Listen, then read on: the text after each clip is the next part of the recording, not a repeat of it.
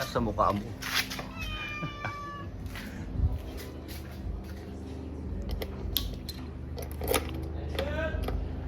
Cold start check.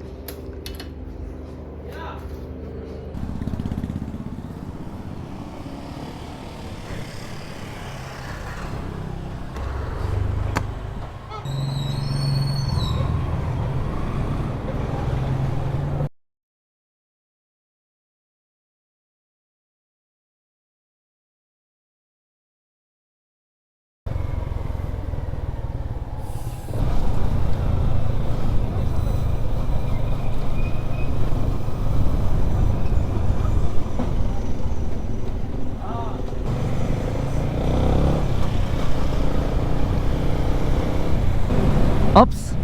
Kamusta mga bossing? Mga bossing, kamusta? Panalo po ba yung mga New Year natin? Panalo? Masaya? Ako masaya. Kasi New Year eh. Nagkaroon ka ng New Year sa buhay mo. Kaya masaya. Halos si Manong dumura. Bala siya sa buhay niya.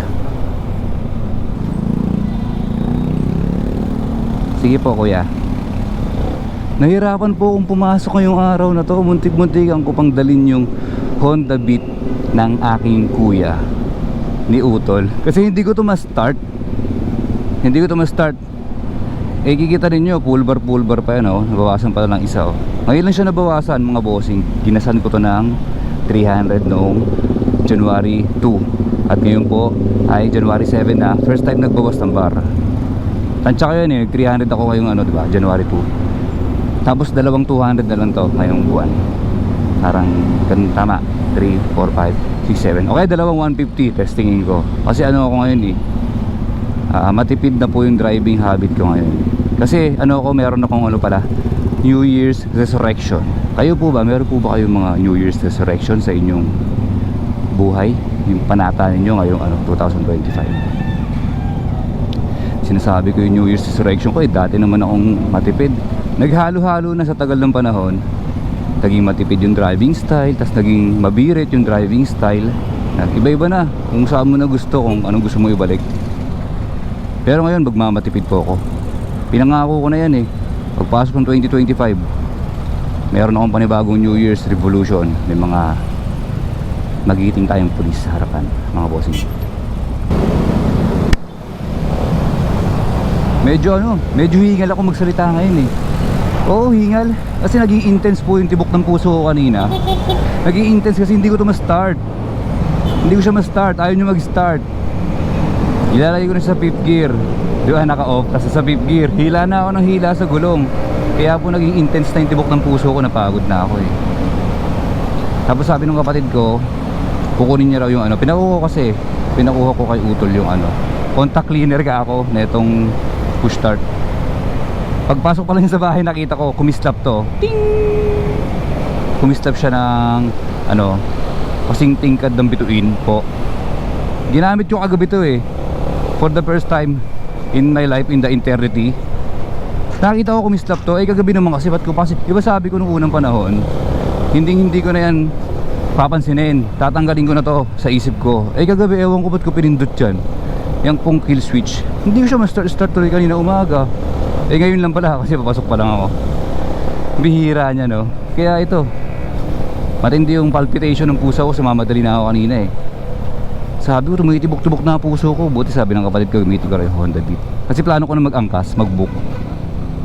Pero yun, gumana naman siya. Kasi nga, pambihirang kill switch to. Ibabalik na kita sa buhay ko. Hindi na kita kakalimutan, nagtampo ka sa akin. Pero pinaalala naman yung sarili niya. Kasi kumistap siya paglingon ko eh. Ano pa? Meron kasi ako talagang sasabihin mga bossing eh, tungkol sa pag-start na itong motor. Nade-delay na po siya. Meron na po siyang delaying tactics. Meron na po siyang ganun. Hindi na siya kaagad nag-i-start kapag pinipindot ko. May times na nag-off muna tong panel o na lilate siya ng medyo ilang 0.0 seconds. Hindi kagaya dati pag pindot ko, pak boom! Gumaganon po yan eh. Kaya hindi ako dapat maging matipid. Ay, baligtad. Dapat maging matipid driving habit ako ngayon. Yan. Huwag tayo nagmamadali mga bossing ha. Hindi po tayo nagmamadali dapat kasi yan ang ating New Year's resolution. Ay, sige. Punta rin ako.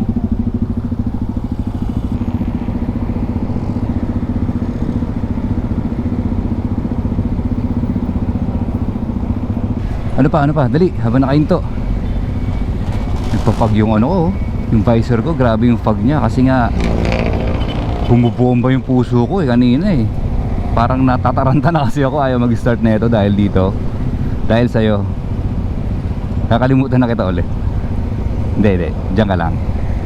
Engot lang ako kanina kasi nagmamadali na ako ulit eh. Kada hinga nagpa-fog eh oh. O hinga ko. May nabibiling pampahid sa fog eh, ng visor dito, papahid ko siya para hindi siya magpa-fog. Tapos yun na nga, bibili akong bagong battery po mga bossing. Bibili na ako. Hindi ko na ito patatagalin yung aking pagiging paranoid sa battery. Bibili po ako sa Yamaha. Baka bukas para bumalik yung sumasabog na start, yung parang nagwawala yung push start pag pinindot mo, ganun yan. Eh hindi, ay kikikikik, gumaganon eh. Marami-rami na rin po mga bossing yung mga kaganapan. Hindi ko na nakukwento. Nag-overheat na to, pumulan na siya. Oh, pumulan na nga siya nung nakaraan. Traffic dun oh, sa may bandang UST nung December. Pagtingin ko nakapula eh. Saan ba yun? Ito, nakapula tong overheat na to. Siguro matagal na yun kasi gapang, hinto. Pag hinto ko, napalingon ako dyan, nakapula siya. Tapos ang ginawa ko, patay na lang. Patay na engine. Tapos di na siya umulit. Pero dahil nangyari na yun, papalit na po ako ng big radiator. Bubuuhin ko muna yung isip ko kung talagang magpapalit ako ng big radiator. Kasi nangyari na yun eh. Nakakainis eh, nung pumula yun. Nainis ako? Hindi. Biro lang, di naman ako nainis. Okay lang yung kahit magpula-pula siya dyan. Check ko na lang yung ano, check ko yung radiator, check ko yung coolant. Sa susunod na wala akong pasok, baka may bawas na ganun. Pero hindi, normal kasi yun minsan sa mga nagbumotor ng bumababad sa traffic. Tapos puro traffic, walang abante. Pag abante mo wala, hindi po pula yan. Under na. Ano ba? Yun lang naman mga bossing. Tapos papakita ko kung paano yung itsura na ito kapag nag-i-start ako ng cold start, na meron na po siyang late, may latency na siya, nade-delayed na po, hindi kagaya dati na automatic one click. Sobrang lakas po ng reaction.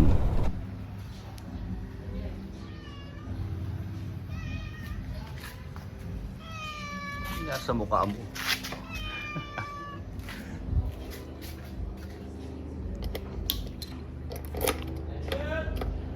Cold start check.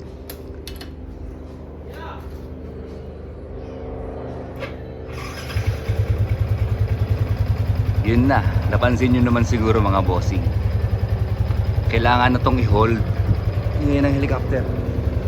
Meron pong helicopter dun sa ibabaw.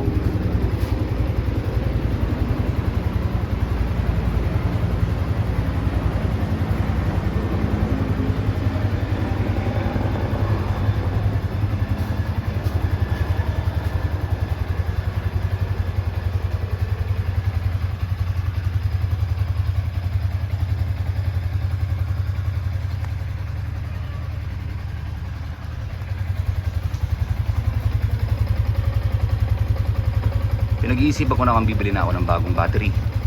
Kasi dati, pag pinush nyo to, mabilisan lang, parang ano yan, sumasabog sa pag-start yan.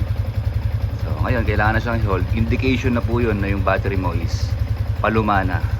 Bibili na akong bago.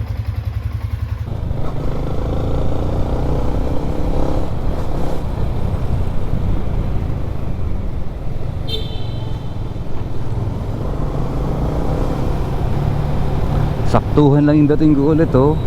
Hindi ako nagmamadali niya no? Kasi matipid yung driving habit ko ngayon. Saktuhan lang, advance po yan eh. Advance to ng 15 minutes.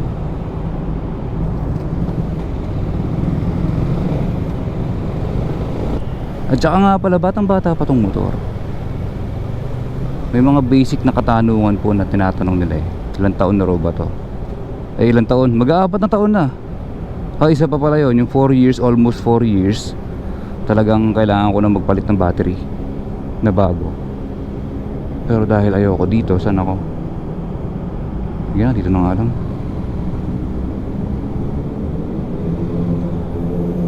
Tatabi ako dito sa magandang Porkman. Yan. Dito ako. Hopya. Magpo 4 years na to, kaya magpapalit ako ng battery. Tapos sa Odo, uy, actual Odo 16,000 pa lang. Kita nyo naman, lapit ko kasi. Tapos mag-change oil na ako. Hindi ko na pabuti ng 1,000 to. Babalik ko na si Amsoil. O paano, hanggang dito na lang muna. Salamat.